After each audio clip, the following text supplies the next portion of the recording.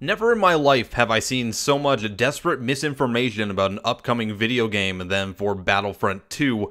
The sequel to the critically meh game of 2015, Battlefront 2 will be the second attempt by DICE and EA to make a worthy successor to the beloved series of days past. After the controversies and disappointment by players about lack of features such as space battles or classic game modes from the series, along with simple gameplay that many criticized as becoming boring after a mere few hours of play, it was clear to many that there needed to be some serious changes to the inevitable sequel. Enter Battlefront 2, formally announced a few days ago. To Battlefront 2's credit, it actually has me slightly intrigued with the addition of a single-player campaign, including more eras in the Star Wars universe, space battles, and what seems like could be the game that DICE wanted to make in the first place. But, you know, movie releases and all that probably had an impact in development time. Amongst all the revealed content for Battlefront 2, though, there's been a huge amount of speculation that many fans and players have decided is fact without anything to back it up. To me, it screams that the players are desperate to get a good game that has all the features they want, which works in conjunction with EA's marketing model. EA's marketing model basically consists of releasing in-engine footage and not answering or talking about anything in the game that players want to know.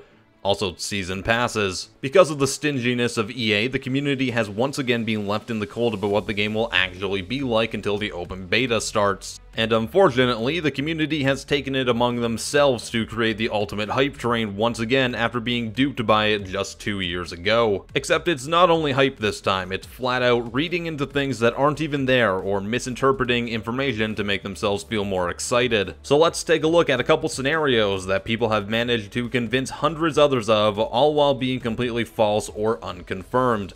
A few days ago, in the midst of the Battlefront 2 announcement, YouTuber AtlasXGhost posted on Twitter that the game would feature Galactic Conquest, a game mode in the original series that was much loved by others and has been asked for since the announcement of the original game. His reasoning for this was due to the term planetary engagement being used in some of the release information about the game. AtlasXGhost also touted that this mode would feature AI bots, adding to his claim of the mode making a return. Now, if you've read the information on your screen right now, you'd know that literally none of what AtlasXGhost said has been confirmed, and he seems very confused as to how sentence structure works.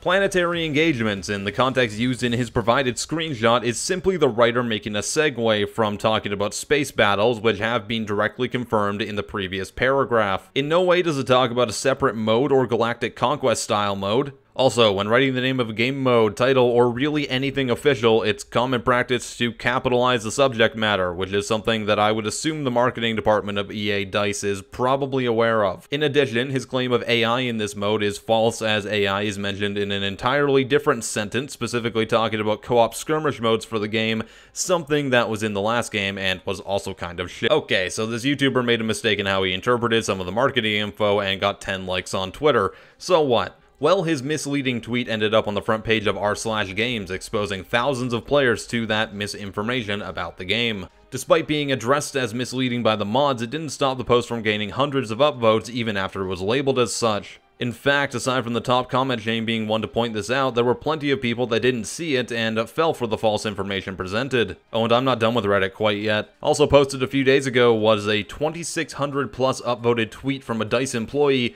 confirming that Battlefront 2 would have dedicated servers. Now, what the general viewer didn't bother to do is actually go and look at the tweet, which was in response to Angry Joe, who then realized that what he asked was the wrong question entirely and really wanted to know if they would have a server browser instead. Now, since this thread wasn't labeled as misleading and the general player probably wouldn't know the difference between dedicated servers and server hosting or browsers, how many people do you think may have been convinced that server hosting was actually in the game? I'm not blaming Angry Joe here, by the way. Everyone makes a mistake when asking questions or clarifying things sometimes. I've done it in the past and he seemed to actually try to make sure what he was asking was the right thing eventually. What concerns me is how blatantly false or misleading information for this game is making its way through the community. It's creating a false list of features and hope for things that haven't even been talked about by the developer or publisher. And because of this, what do you think the reaction from these players is going to be when they find out that this stuff isn't actually in the game? Well, it'll be the Battlefront 2015 backlash all over again. This has been going on since the second game was even rumored to be a thing, by the way.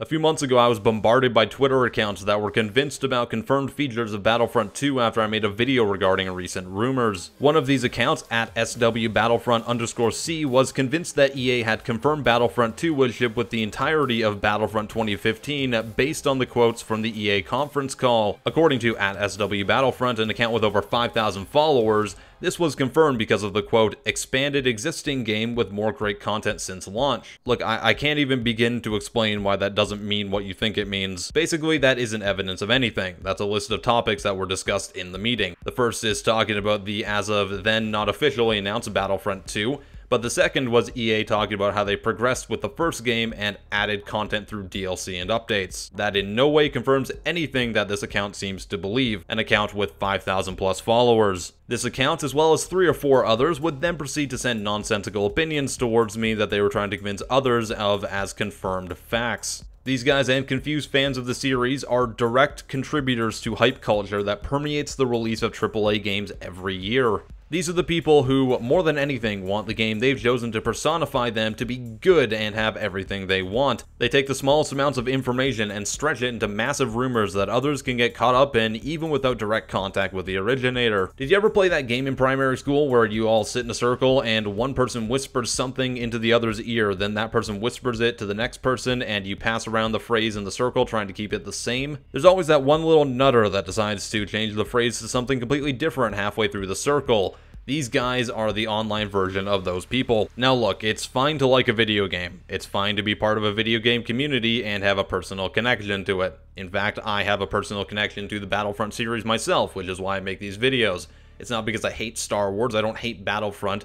I want it to be good, so I talk about the facts and the things that are confirmed. You can't spread gospel about something of which you have no evidence of in order to convince yourself that you made the right decision. Be comfortable in your own skin. You're allowed to like something without it defining you. These accounts that are solely dedicated to one thing so wildly that they'll create fake news and rumors about a product, they end up hurting that product more, even though I firmly believe that in some slightly twisted level, they genuinely want everyone to experience the same thing that they do. That doesn't give you the license to say there's water where there is none, however. If you want to make a river so that others can live there, go get a pail and start filling it. I love the idea of communities that want to better video games, that want to talk to developers and publishers and work with them and petition to get things that they personally want to see in the game into the game. Because of course the consumer is the one that matters at the end of the day, and that's what my channel's about. But it hurts the consumer when you make things up. It hurts the consumer when you fabricate rumors and features in a game just because you really want that game to be good and you really want them to be in there. The best thing you can do as a consumer is look at what's being presented to you and question it and request other things and do it so that the developer and publisher will listen. That's a little video game insider industry advice from your good old friend IAmPattyJack, and I'm gonna get people yelling at me in the comments. Awesome, love it. Okay, cool. What do you think about this topic, and do you know anything that is confirmed about Star Wars Battlefront 2? If you have any opinions on that or you found something, let me know in the comments. If you enjoyed this video, feel free to subscribe to my channel. I'd super appreciate it. If you want to support me, 2 different ways you can do that. If you're watching on VidMe, throw a tip on there. And you can also support my Patreon, a link to that in the description. I am PattyJack, and I'll see you next time. Have a wonderful day.